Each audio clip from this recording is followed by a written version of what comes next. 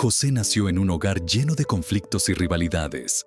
Su padre, Jacob, había tenido 12 hijos con 4 mujeres diferentes, pero José era el primogénito de su esposa amada, Raquel. Esta predilección se hacía evidente en la manera en que Jacob lo trataba. Le entregó una túnica de colores, un atuendo especial que simbolizaba privilegio y favoritismo.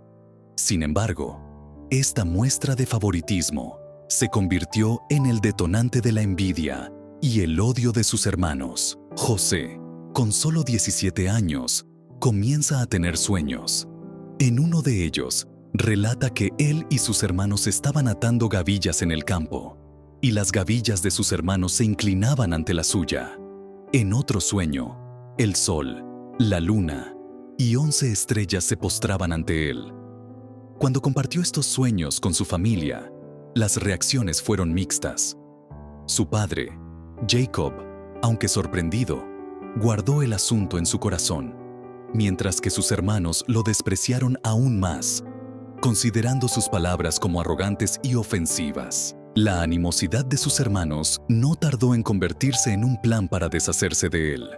Cuando José fue enviado por su padre para verificar el bienestar de sus hermanos en Siquem, ellos vieron la oportunidad de poner fin a sus sueños. Al verlo acercarse, conspiraron para matarlo. Uno de sus hermanos, Rubén, intervino para evitar su muerte, proponiendo que lo arrojaran a un pozo seco, con la esperanza de rescatarlo después. Sin embargo, cuando Rubén no estaba, los demás hermanos decidieron vender a José a una caravana de mercaderes ismaelitas por 20 piezas de plata. Así, José fue llevado a Egipto como esclavo.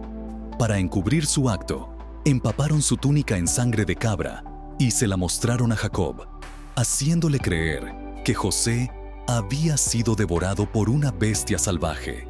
El dolor de Jacob fue inmenso y se negó a ser consolado. La vida de José en Egipto comenzó como la de un esclavo. Fue vendido a Potifar, un oficial del faraón y capitán de la guardia. A pesar de su condición, José encontró favor en los ojos de Potifar. Dios estaba con él, y todo lo que hacía prosperaba. Pronto, Potifar le confió la administración de toda su casa. José trabajaba con integridad y diligencia, pero su carácter fue puesto a prueba cuando la esposa de Potifar intentó seducirlo. José, fiel a Dios, rechazó sus avances diciendo: ¿cómo podría yo hacer semejante maldad y pecar contra Dios? La mujer, despechada, lo acusó falsamente de haberla atacado, y Potifar, furioso, arrojó a José a prisión. Aunque estaba en la prisión, Dios no se apartó de José. El jefe de la cárcel reconoció sus cualidades y lo puso a cargo de todos los prisioneros. Fue en este oscuro lugar donde José mostró su don de interpretación de sueños. 2 oficiales del faraón, el copero y el panadero, fueron encarcelados, y cada uno tuvo un sueño perturbador.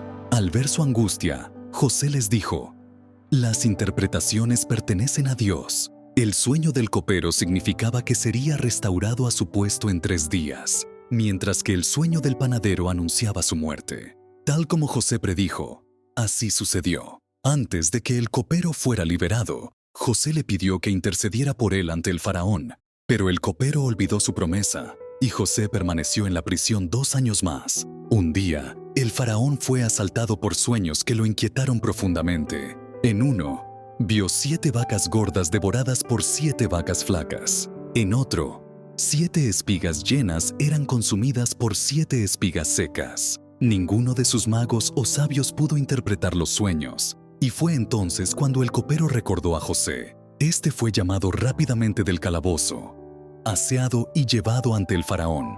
José, con humildad, le dijo que la interpretación de los sueños no dependía de él, sino de Dios. Explicó que los sueños del faraón eran una advertencia.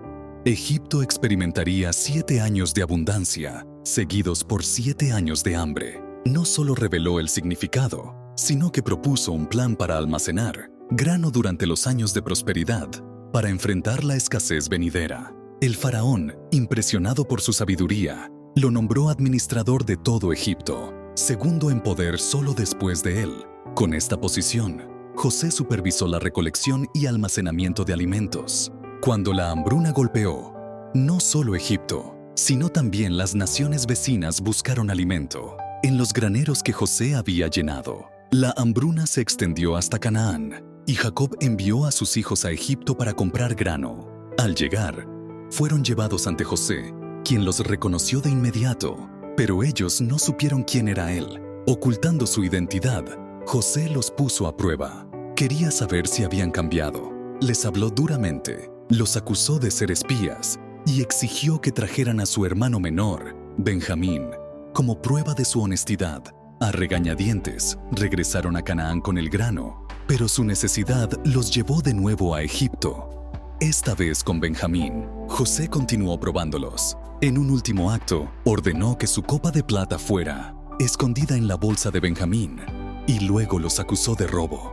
Cuando amenazó con esclavizar a Benjamín, Judá se ofreció a ocupar su lugar, mostrando un cambio genuino de corazón. Este acto de sacrificio convenció a José de que sus hermanos habían cambiado. En un momento cargado de emoción, José no pudo contenerse más. Ordenó que todos los egipcios salieran y, llorando, se reveló a sus hermanos: «Yo soy José, su hermano, a quien ustedes vendieron como esclavo». El terror y la incredulidad los embargaron, pero José los consoló con palabras de perdón. «No fueron ustedes quienes me enviaron aquí, sino Dios, para salvar muchas vidas». Les explicó que todo había sido parte del plan de Dios para preservar su linaje. José invitó a su padre Jacob y a toda su familia a Egipto. Allí, bajo su protección, prosperaron en la tierra de Gosén. Jacob, al reencontrarse con su hijo amado, exclamó que ahora podría morir en paz. Pasó el resto de sus días rodeado de sus hijos y nietos, confiando en la providencia de Dios. Antes de morir, Jacob bendijo a sus hijos, destacando la bendición especial sobre José y sus dos hijos, Efraín y Manasés, quienes fueron contados entre las tribus de Israel. Después de la muerte de Jacob, los hermanos de José temieron que él buscara venganza, pero José reafirmó su perdón, diciendo: «Vosotros pensasteis mal contra mí, pero Dios lo encaminó a bien». José vivió hasta los 110 años, viendo a sus descendientes hasta la tercera generación. Antes de morir, hizo jurar a los hijos de Israel que, cuando Dios los visitara para llevarlos de regreso a la tierra prometida, llevarían sus huesos con ellos. Este juramento se cumplió siglos después, cuando Moisés sacó al pueblo de Egipto. La historia de José no es solo un relato histórico, sino un testimonio de cómo Dios obra a través de las pruebas para cumplir su propósito. Es un recordatorio de que, incluso en medio del sufrimiento, Dios tiene un plan, y cada detalle, por pequeño que sea, forma parte de un propósito mayor. José, el soñador, el esclavo, el prisionero y el gobernador, es un símbolo de fe, perseverancia y la certeza de que Dios nunca abandona a quienes confían en Él. Si llegaste hasta el final, dale me gusta, comparte, comenta amén y suscríbete al canal para más historias de grandes héroes de la Biblia. Dios los bendiga.